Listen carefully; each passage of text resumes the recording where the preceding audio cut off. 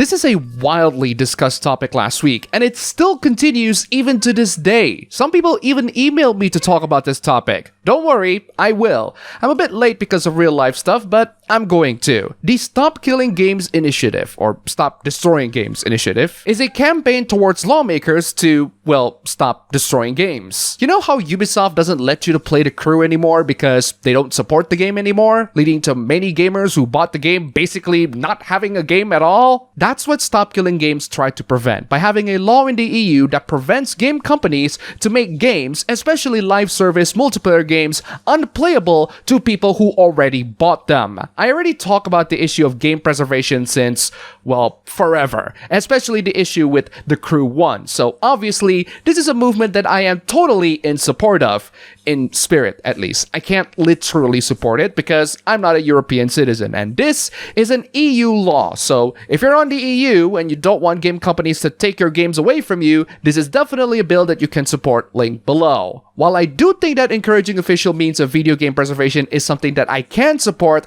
I still encourage people to learn how to unofficially preserve the games that they love, such as Sailing the Seven Seas or custom offline dedicated servers. There are ways for you to preserve video games unofficially when the companies couldn't be bothered to preserve them. Did you know that you can play Hitman World of Assassination offline by using a custom community-made local server called Peacock? This also works on the version you got on the 7 Seas, just make sure it's bundled with it. If this bill doesn't pass and game companies continue pulling support off of their live service games or even single player games, then at least you're all prepared of what's to come. While it does require a bit of tinkering, it is a skill that will be valuable for many gamers now and in the foreseeable future. There are plenty of detractors of Stop Killing Games, surprisingly. But then again, there are plenty of detractors in all sorts of issues, even the ones that should have been more widely accepted. This entire initiative, Stop Killing Games, was flawed from the start.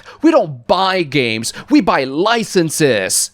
And you are okay with that? Because I'm not okay with that. I want the software that I buy, whether it be games or apps, to be something that I own forever. If I only want to own it temporarily, it has to be made very clear that it is a subscription service rather than a permanent license. It is beyond ridiculous to demand that a developer have a playable portion of the game after the servers go down.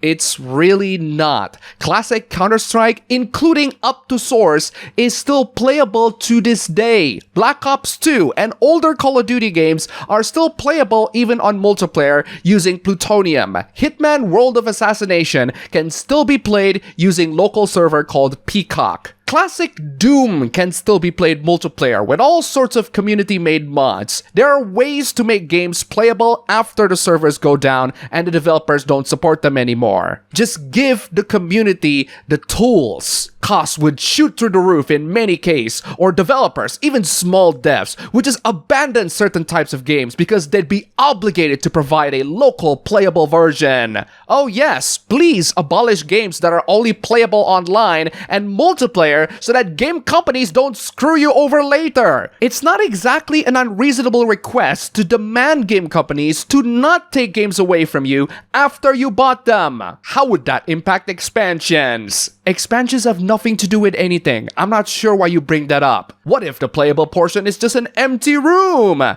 That's precisely what we're trying to prevent from this movement. It's so that you don't have an empty server room and can have either bots or other human beings to play against. What if the server runs critical code that can't easily run locally? What makes these critical codes unable to run locally? Are there some proprietary technologies restricting them? Is it a security issue or a licensing one? Either way, you're just making excuses of games being unplayable after release, and it's intolerable. But hey, if you insist that it's not going to work, I'll just recommend people to buy games that they'll actually own in services that let them own those games. That or Sail the Seas. It's ironic how someone with the name Pirate Software is in defense of live service games that can easily be terminated. There are loads of stupid comments that Pirate Software made that loads of people talked about already, but I feel like this tweet in particular is all that you really need to know. If you create an environment that puts heavy restrictions or roadblocks on making online-only games, then you will get less online-only games and more single-player or couch co-op games. Yes, You will get less online-only games and more single-player or couch co-op games. I don't see how this is a bad thing. We have way too many online-only games these days, and less of those single-player or especially couch co-op games. And even the non-online-only games like Call of Duty are primarily banking on their multiplayer more than their single-player. We haven't even mentioned the live service online games with gacha and other microtransactions. Stop killing games, prevent game companies to just turn off those online-only games and even single-player games to be removed from the store and rendering them totally unplayable. We want games like The Crew to be playable to everyone. God forbid players want to own their games permanently, right? I really don't see how this is an unreasonable demand. It's better for you guys to actually pirate software rather than listening to a guy named Pirate Software. This is one of the wildest takes about Stop Killing Games that I read. It ultimately ends in infringement on your intellectual property rights as owner and manager of a product by forcing you to relinquish control of your property to the masses. It's not an infringement on intellectual property rights. It's a preventative measure for companies to abuse their intellectual property rights by removing consumer rights. If you cannot afford to manage your live service game, you'll be required by law to give it away for free. Oh, I wish that was the case. If their games are free to play, then those game developers are already giving the game away for free. If there are microtransactions or gacha on them, the companies will still be able to gain benefit from that game. If the games are not free, then those companies will still profit off of the sales of those games. Either way, it's beneficial for game companies to keep their games playable. That is theft by coercion from the government. It's not theft. The customers already paid for their product, doofus. It's especially not theft if the games are quite literally free to play. You know what is definitely theft? Game companies making games that people paid money for unplayable because they don't want to support them anymore. That right there is theft, and you're clearly not seeing that. You want the government to steal from them on your behalf. No, I want the government to prevent game companies to steal the games that we bought and played. To think that we're the ones doing the stealing when it's clearly the game companies who take your money and run is the reason why people think you're a corporate shill. That and the reason why people say if buying isn't owning, then piracy isn't stealing. Those are all the Stop Killing Games takes. Sorry if this video is a bit late. I am super sick, super busy, and I would have released this video yesterday if it weren't for a sudden internet outage. We got plenty more gaming related takes, but before we get to all those, don't forget to click the like button, comment, subscribe, and leave some tips through any of these means, including YouTube membership, links below. Thank you to all the sponsors this week. You're all fantastic. Classic anti-PC gaming takes from the peasants. PC gaming is not just overrated, it's the most expensive and absolute worst way to game.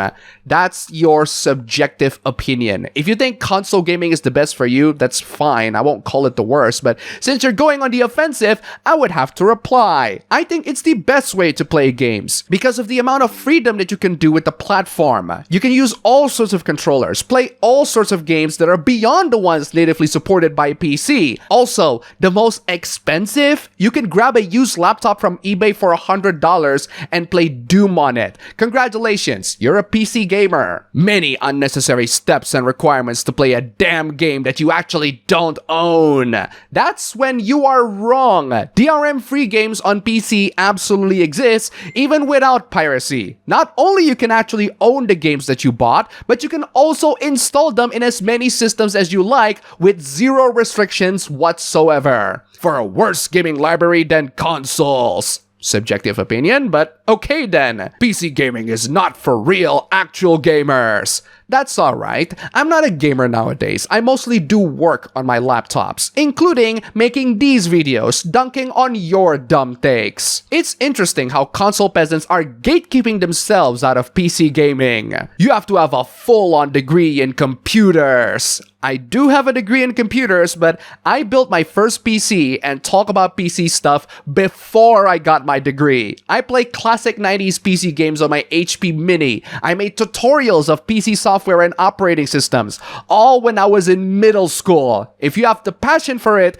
you'll know about it. The rest of the things about PC are definitely a different subset of hobbies, but they are things that you can learn yourself. I have learned them myself, and it's not really that steep of a learning curve, especially since there's a chance that the PC could just stop working. If you're really that afraid of your PC not working after building one, I recommend laptops. They're portable and don't really require a lot of building. My RTX 3060 laptop with a 10th gen Intel is still working perfectly to this day. It's the one that I'm using to make these videos. For perspective, we're at 15th gen Intel now. Some of them act like spoiled brats, trying to get Nintendo to port their games to PC just because PlayStation and Xbox did. You know why we asked for that? The only way you can play Super Mario Galaxy 2 is if you have a Nintendo Wii. When can you buy a Wii other than the used market? Your only choice is to emulate on PC. Just saying. Even as a PC gamer, I do have to admit that there are plenty of reasons why certain people would prefer consoles over a PC. And to those people, I respect your decision, as long as you're not making dumb takes like this. I refuse to go to PC gaming because when you do, they seem to become the Karens of the gaming community. Boy, you peasants really need some self-reflection. Imagine losing 10 frames fewer seconds and automatically thinking this game is unplayable. Ah, so you met the elitists. They do exist, but those people are best left screeching to the void. I play games at 30 FPS just fine, and that will cause loads of PC elitists to scream in outrage, but I grew up with an HP mini laptop that can barely run Half-Life 1. I'm used to low quality and low frame rate. That's the amazing thing about PC gaming. While all console gamers have the same hardware, PC gamers have different hardware. There are elitists with loads of money spending thousands of dollars on their PC, and those people would bash you for being low IQ if you chose to use a controller and not the high IQ mouse and keyboard. And then there are people like me and many others who plays emulators on their used up old PCs and laptops. Point is, not all of us are elitists, the same way not all console gamers are peasants. There are perfectly good reasons to use either platform, depending on the person. It's all opinions at the end of the day. But you peasants keep making these bad takes, and I'll keep making fun of you. And that's all for the video today. Here's a cat. Don't forget to check out my previous videos here, click the like button, comment, subscribe, leave some tips, just $1 down below, and thanks for watching.